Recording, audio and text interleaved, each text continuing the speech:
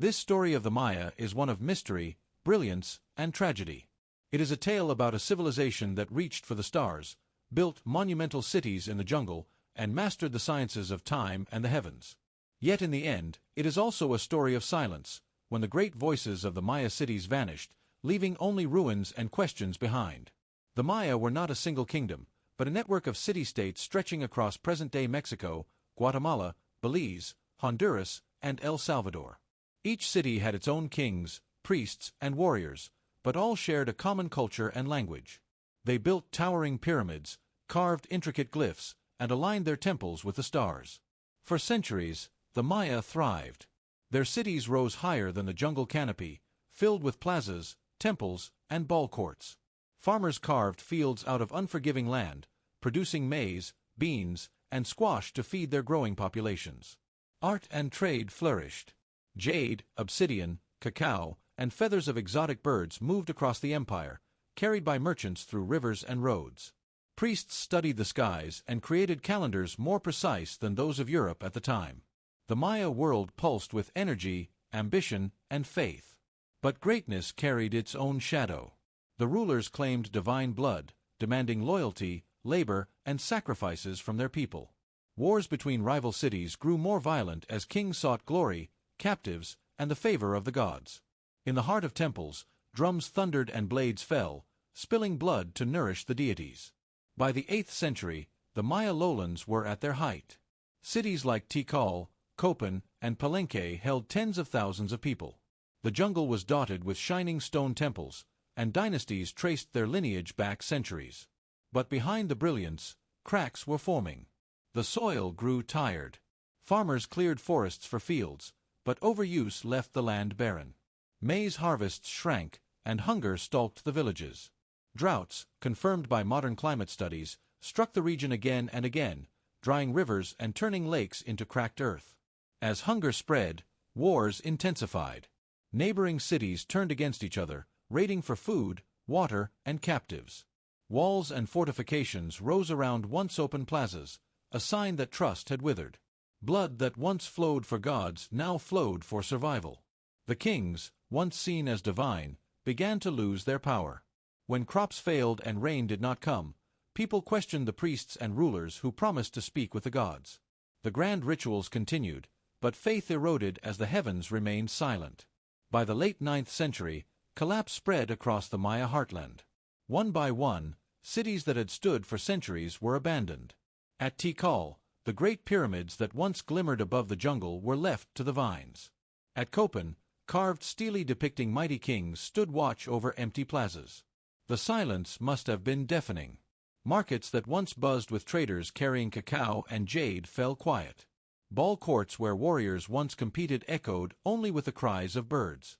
The voices of thousands faded, leaving behind only the rustle of leaves. But the mayacollapse was not sudden. It was not a single night of fire, nor the fall of one capital. Instead, it was a slow unraveling, decades of drought, war, and despair, until cities were hollowed shells of their former selves.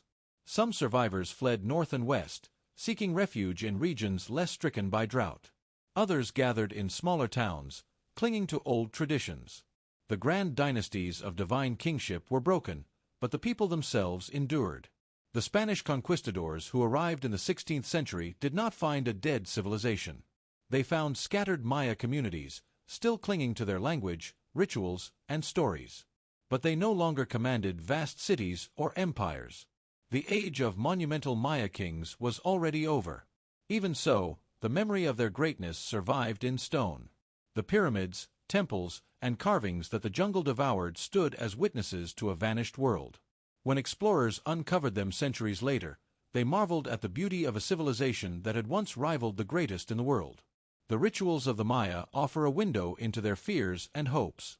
Blood sacrifice was not simply cruelty, it was seen as the lifeblood that sustained the cosmos. Kings pierced their own flesh in ceremonies, offering blood to ensure fertility and rain. Captives were offered to the gods atop pyramids, their cries echoing across the jungle before silence claimed them. This spiritual burden may have worsened the collapse.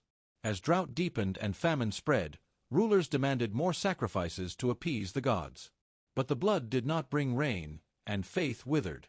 The divine aura of kings turned into suspicion, then into rebellion. Meanwhile, art and writing also faltered. The great carved stelae that recorded dynastic victories became fewer, and the stories of mighty kings ceased to be told. Literacy, once the pride of Maya scribes, declined as cities fell empty. Even memory itself seemed to vanish, as if the past could not bear witness to the ruin. Today, the question of why the Maya collapsed still haunts scholars. Some blame climate change and relentless drought. Others point to endless wars, or to the fragility of a system that relied too heavily on divine kingship.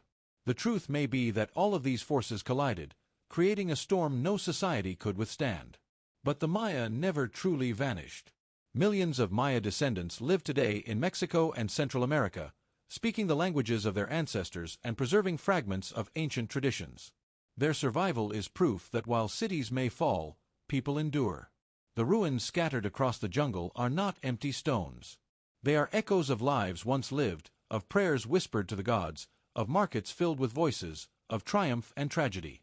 They remind us that greatness does not guarantee survival, and that even the mightiest civilizations can crumble. The Maya collapse is not just an ancient mystery. It is a warning. It speaks of the fragility of human power, of the danger of ignoring nature's limits, and of the silence that follows when the balance between people, gods, and earth is broken. And so, the story ends where it began, in silence. The temples remain, but the voices that once filled them are gone. The jungle reclaimed the cities, and the gods received their final offering, an empire itself.